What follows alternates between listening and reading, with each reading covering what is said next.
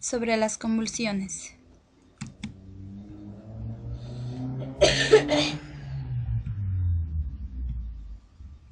Las convulsiones son un fenómeno paroxístico producido por descargas anormales, excesivas o actividad neuronal sincrónica en el cerebro. El término paroxístico hace referencia a que se van a presentar episódicamente y mediante espasmos. Ahora es importante comprender este concepto porque las descargas, o sea, las despolarizaciones las descargas neuronales que se van a realizar, estas se generan en el cerebro, ya sea en una región del cerebro, en un lóbulo o en alguna región del encéfalo que incluye el tronco encefálico.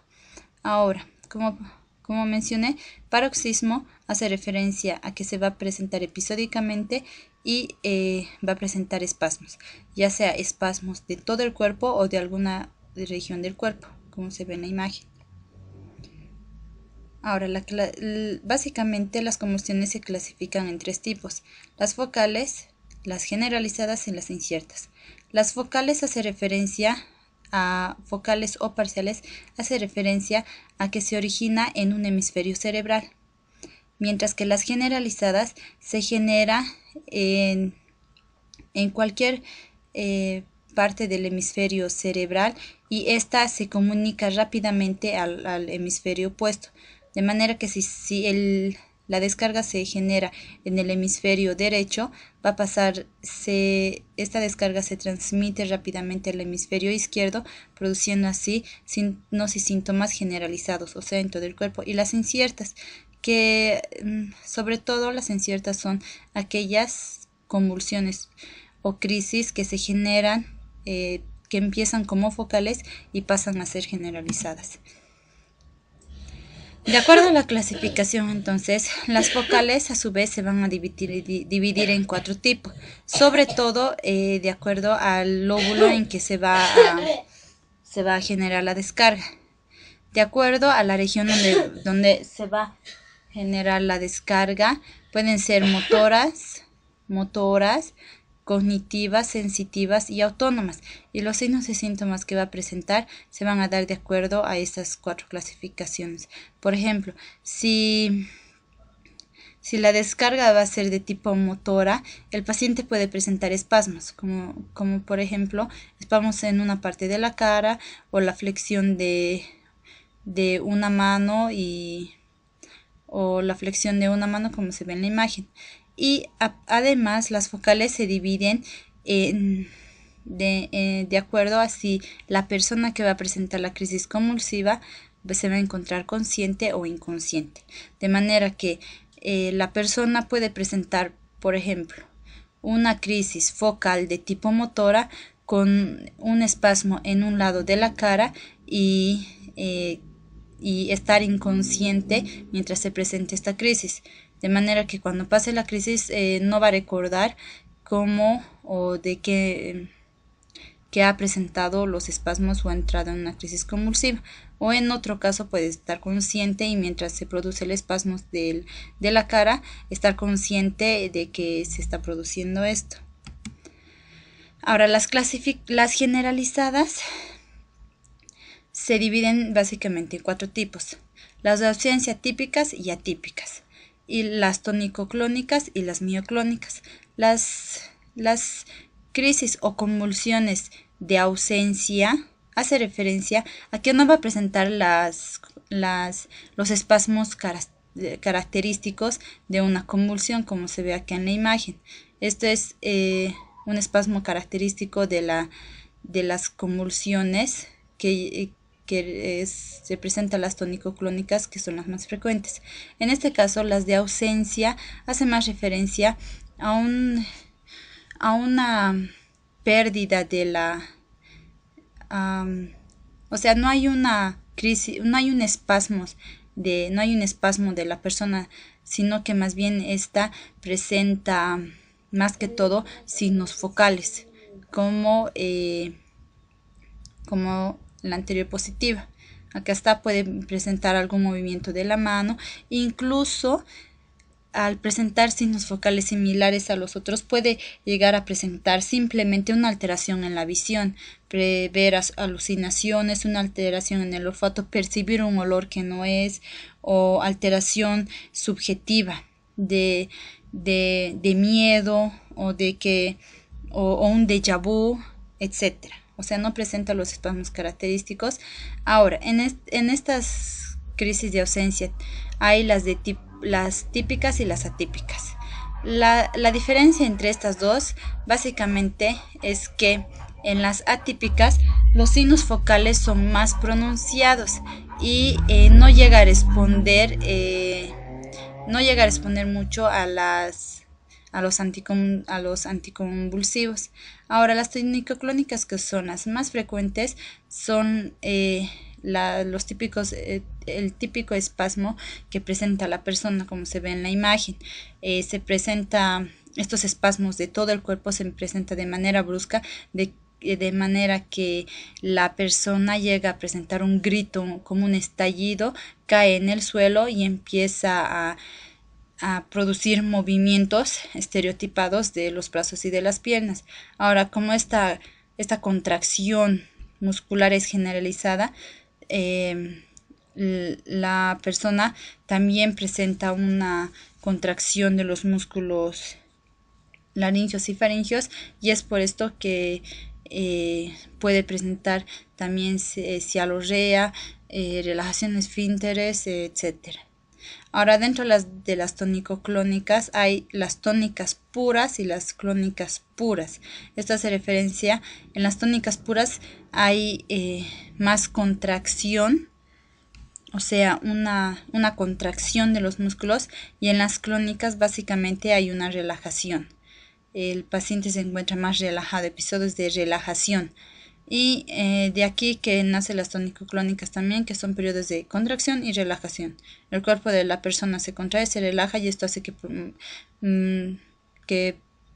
produzca esos movimientos alterados de la persona. Ahora, las mioclónicas, que básicamente es una contracción muscular breve, son pequeñas contracciones del músculo esquelético, sobre todo, y son contracciones muy breves, como por ejemplo cuando dormimos y tenemos la sensación, sea lo que sea que estemos soñando, a veces tenemos una contracción breve del cuerpo. Esa es una contracción mioclónica. Ahora, dentro de las causas se dividen básicamente en tres. Toman en cuenta que las causas de las convulsiones no están muy bien establecidas y que pueden ser multicausales, pero básicamente se pueden dividir en tres: las causas endógenas, las epileptógenas y las desencadenantes. Las causas endógenas se refieren sobre todo a la alteración del umbral de la sensibilidad para presentar estas descargas, que se van a producir sobre todo en el cerebro. Las causas endógenas sobre todo nacen entonces o se originan en el cerebro, alterando la sensibilidad de la célula para que sea más sensible y más susceptible a las descargas eléctricas, y también puede ser causa genética.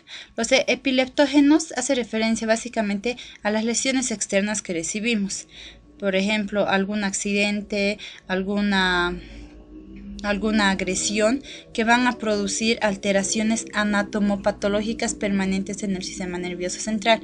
Esto hace referencia a que va a producir alteraciones directamente en las células, en las neuronas del sistema, en las neuronas, y esto va que en su mayoría o en general en todas son irreversibles. Entonces las lesiones van a ser permanentes. Puede ser, por ejemplo, un traumatismo craneoencefálico que puede producir estas lesiones, y también puede haber causas genéticas estimuladas por el ambiente. Ahora, los factores desencadenantes son aquellos que hacen que las crisis sean intermitentes, porque son diferentes factores que van a hacer que la persona presente crisis. Estos factores pueden ser intrínsecos o exógenos. como por ejemplo, en caso de que sean intrínsecos, van a ser similar a las causas endógenas que se generan en el cerebro. Por alguna causa se empiezan a presentar descargas, las descargas eléctricas van a ser anormales en el cerebro, o exógenos. Estos factores intrínsecos, perdón, se van a generar en el cerebro y van a ser causados sobre todo por vivencias de la persona, como por ejemplo el estrés. El estrés pues, funciona como un factor desencadenante intrínseco que va a alterar las descargas. El estrés, el miedo, etcétera. Y los factores exógenos ya son, hace referencia a las sustancias tóxicas que puede consumir la persona, drogas, intoxicación con alcohol, con fármacos, etcétera. Ahora, para el diagnóstico. Para el diagnóstico básicamente se basa en los síntomas y signos, que van a ser los dos principales que van a llevar al diagnóstico. Esto se encuentra en la parte de la historia clínica, en la anamnesis, y la mayor parte del diagnóstico, o sea, los mayores datos para llegar al diagnóstico van a partir de los signos y síntomas, y posteriormente se realizan ya los exámenes adecuados. Dentro de la anamnesis que se va a realizar a la persona es importante preguntar sobre las etapas de desarrollo, o sea, en qué etapa de desarrollo se encuentra la persona y cuándo ha sido la primera vez que ha presentado estas convulsiones. Se tiene que buscar lesiones en la piel, organomegalias, por ejemplo, para hacer el diagnóstico diferencial, asimetría en las extremidades, traumatismo craneal para sospechar de una posible causa eliptógena, si la persona consume alcohol o drogas, si hay algún defecto en el corazón o si hay alguna alteración neurológica. De manera que se tiene que hacer un examen, se tiene que hacer una anamnesis completa y un examen físico completo. Ahora, pasando ya a los exámenes correspondientes, el electroencefalograma va a ayudar a confirmar el diagnóstico, además de que va a ayudar a diferenciar los diferentes tipos de la crisis, ya sea focal o generalizado.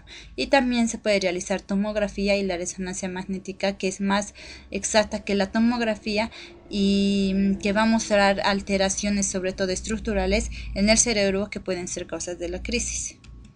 Ahora, en el tratamiento. El tratamiento básicamente se basa en cuatro acciones.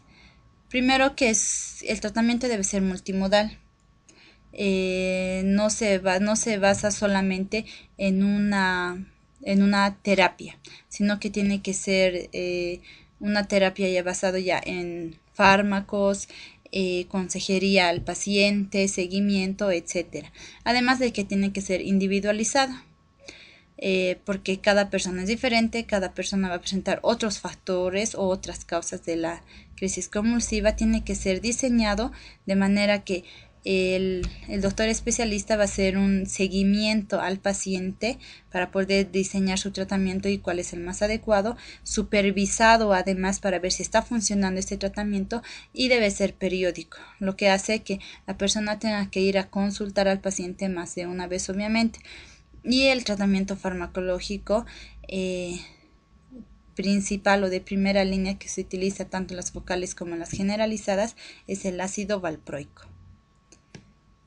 Bueno, gracias.